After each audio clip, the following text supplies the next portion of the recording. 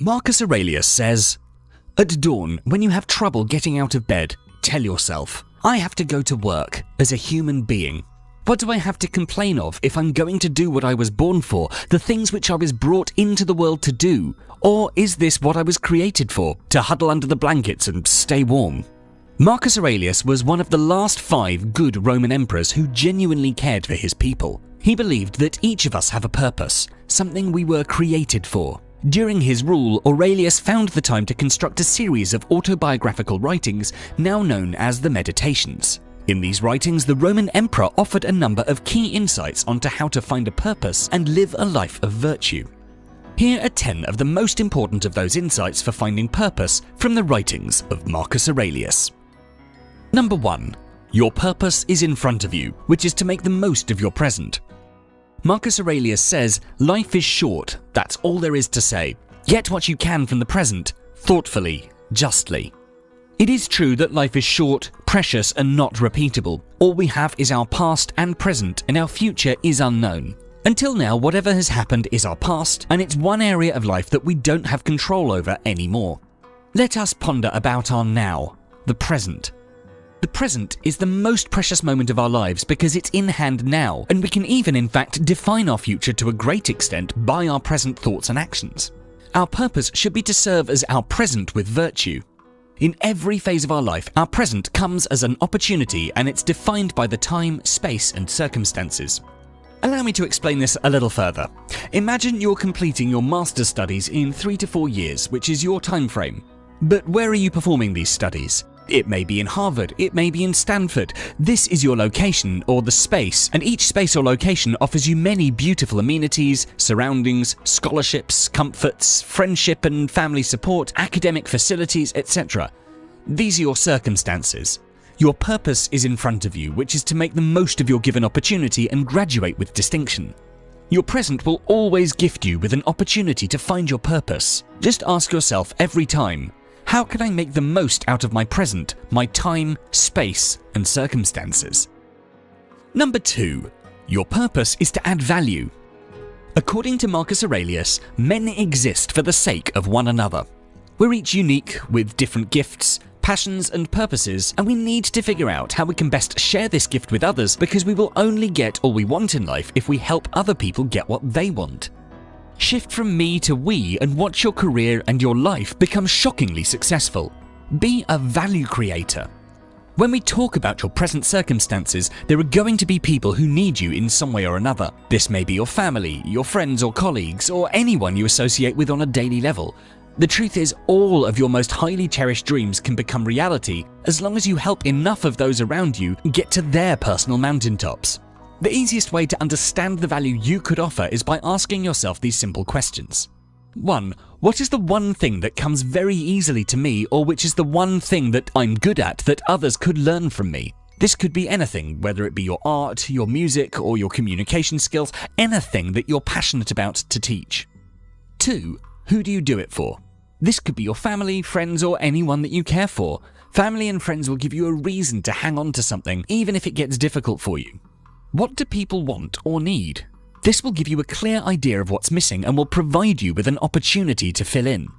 Then give your best to each of today's pursuits, and then go further, because the more value you can create for others, the more value they'll return to you. Number 3. Ask yourself, are you happy?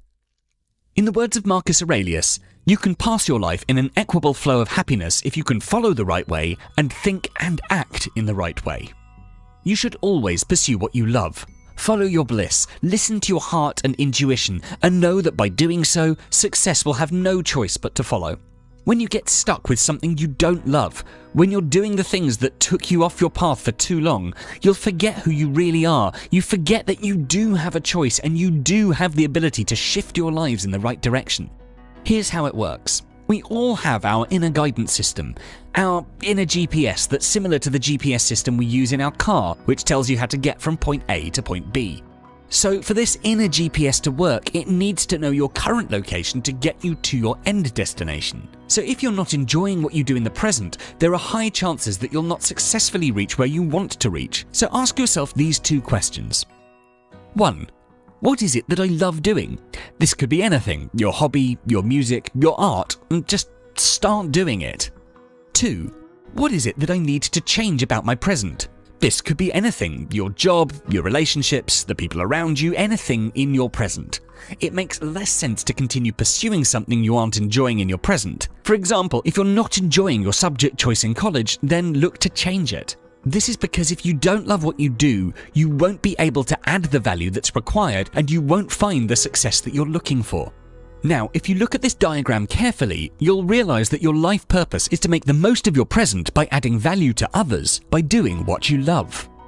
Number 4. Just start. As Marcus Aurelius once said, when they're really possessed by what they do, they'd rather stop eating and sleeping than give up practicing their arts. After you figure out your life purpose, what you want to do, you might not know how to go ahead or which road to take. You may even lack certain skills, so the best way to move forward is just by starting with it. If you want to be a writer, write every day. If you want to be an artist, draw and create every day. Anything you want to do, you don't need any more motivation or research or advice. You just start practicing something you're interested in and tackle every day as it comes, because it's your purpose that will give you an internal desire, drive, and motivation to propel you forward towards your goal. You can start with forming an effective plan of action that's comprised of a deadline for accomplishing your goal. It must also be built on the foundation of mini milestones that break your goal down into manageable chunks. Mini milestones will ensure that you're working towards your desired outcome in small pieces and time blocks. Number 5. Purpose is meaningless without self-discipline. According to Marcus Aurelius, you must build up your life action by action and be content if each one achieves its goal as far as possible, and no one can keep you from this. Discipline is the fundamental action, mindset, and philosophy which keeps one in a routine and making progress towards whatever one is pursuing. Even after having a solid purpose and a practical plan, you need to show up every day and put in the work. Self-discipline is nothing more but the habit of consistency, finding the motivation to do something again and again until you do it on autopilot and start seeing results. Hence, this simple act of showing up will definitely bring you closer to achieving whatever you want. Your ability to keep going is what molds you into a disciplined and strong person. Number 6. Stop worrying about the outcome. Marcus Aurelius says, you have the power over your mind, not outside events. When we set out to do something, we often get overwhelmed by fear. We worry too much about the outcome. A big part of worrying has to do with the what-ifs we tend to contemplate in our minds. What if this happens? What if that happens? The fact of the matter is the mind is very much like the lens of a camera. You get whatever it is that you focus on. If you focus on your problems, you'll see more problems. If you focus on something positive, eventually you'll start seeing positive things and steering your life in that direction. You'll start by realizing that the outcome of the future is not in your control. As per the Stoic philosophy, we need to stop worrying about the outcome and other things that are not in our control, and concentrate on stuff we could control. For example, if you want to be the best athlete, then instead of worrying about things that are not in your control, like your competition, opinions of your critics, or your body, concentrate on things you can control, like your training, the diet you eat, and your progress. Just by concentrating on things you can control, you'll be able to put yourself in the driver's seat and be able to give yourself a sense of control over the tasks and projects you're working on. Number 7. Find a role model. To quote Marcus Aurelius, it will even do to socialize with men of good character in order to model your life on theirs, whether you choose someone living or someone from the past. When you realize your purpose and when you set out to do something, having good role models is more important, as they influence what we do and how we turn out eventually. Positive role models influence our actions and motivate us to strive to uncover our true potential and overcome our weakness. Your role model could be your friends, family, or even your colleagues who've already achieved the goal you're working towards. Warren Buffett says, it's better to hang out with people better than you. Pick out associates whose behavior is better than yours and you'll drift in that direction. Number 8. Ignore negative people. As Marcus Aurelius once said, when another blames you or hates you, or people voice similar criticisms, go to their souls, penetrate inside and see what sort of people they are. You'll realize there is no need to be racked with anxiety that they should hold any particular opinion about you.